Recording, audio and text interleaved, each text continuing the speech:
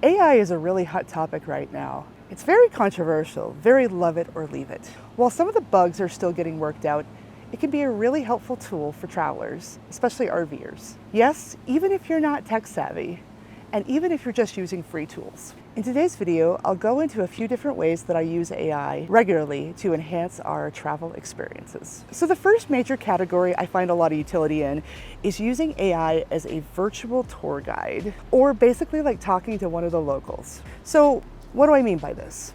Well, I'll literally ask ChatGPT about some of the areas we're traveling through. And sometimes I do this in kind of neat ways. It'll be easier to understand if I pull up some of my queries, and let's look at them together. So here's something that happens to me all the time.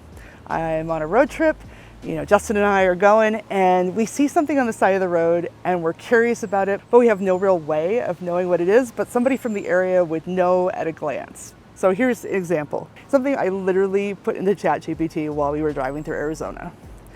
I am driving between Cameron, Arizona and Page, Arizona, and I'm seeing blue-gray stone rock and wondering what it is. So you can see like ChatGPT is like, oh, it's probably sandstone, and it kind of explains that and why it's that color. Really neat, really simple, and something that like a local might know, especially if they're a geek like we are, but something you might not know if you're not from the area. And then you look through next query and I typo, but ChatGPT AI looks through typos like a champ.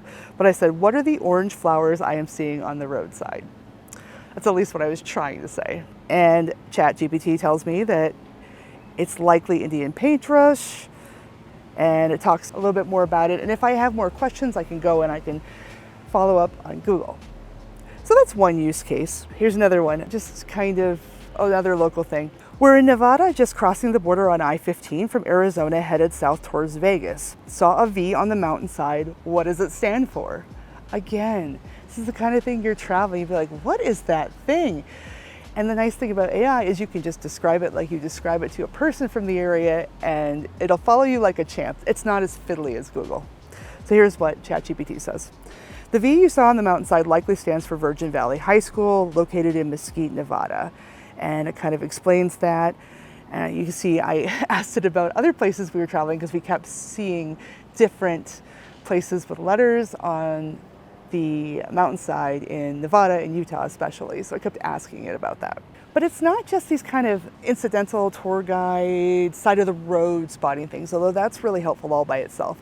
It can also help you plan your itinerary, even when you're not really sure. So here's another example. What is there to do in Port St. Joe, Florida? We'd shown up there, it was kind of on the way, we had no idea. This is what ChatGPT said. It recommended the state park, the charming downtown area, the beaches, a scenic drive, and then at the end had some information about seafood dining and water sports like kayaking or fishing. So the neat thing is about all those ideas that it gave us, any of those that sounded even remotely interesting, it would be possible to go and search further on any of those and look up more information, plug that scenic drive into Google or Maps and then do that. It doesn't have to have all the answers, but it helps you when you need that jumping off point. I don't know if y'all have seen the meme. There's a very popular meme that's like being married is asking each other, hey honey, what do you want for dinner until you die? I mean, there's some truth there. Like figuring out where you want to go can be really difficult. Even if you decide you want to go out to eat, if you're not from the area, it can be overwhelming. Places with a lot of restaurants or not a lot of restaurants, you can go to Google, and we use Google extensively to figure out areas, but sometimes you just want to get an overview. So we were in Redding. Where should I go to dinner in Redding, California? And it tried to be really funny through here. It recommended Jack's Grill or Damburger, and then at the bottom it even kind of talked about different cuisines. So it talked about Mexican to Italian. So you could kind of be like, okay, well, I want the Mexican food, Italian food. It kind of took all that information where you might spend 2 to 3 hours online looking at restaurants and trying to figure it out and being methodical about it. And it gave you the top level view, which really helpful, especially when you're hungry and you're not from the area. So that's been a huge thing for us. Really easy when we're not from the area and we want to ask a local.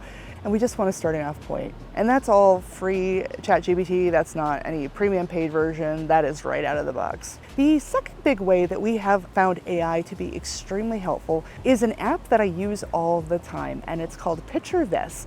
I got mine off the Google Play Store. It's for my phone, and this app is especially useful if you have a furry friend you take for walks. So if you're walking your dog, I actually have a 19-year-old cat named Ratface who likes to go on walks, and he likes grass. He likes to rub his face on it. He likes to eat it sometimes. And you know, his eyesight isn't the best. He's 19 years old, and some plants that are toxic and non-toxic to animals can sometimes look way more similar than is comfortable. So I've been using this app, this plant app, Picture This, on my phone to help me make sure that things are safe for Ratface when I'm taking walks. And the neat thing is I can go kind of around our site or where I'm planning on walking Ratface, and I can photograph all the plants and check them out before I take him there. So I'm not having to like pull him away and look up the plant and all that, although I can do that. It's just harder to juggle him at a moment like that. But basically you take a picture and you put it into the app and it tells you what it is. The free version is excellent. I actually loved it so much that I upgraded to premium and found it to be worth it.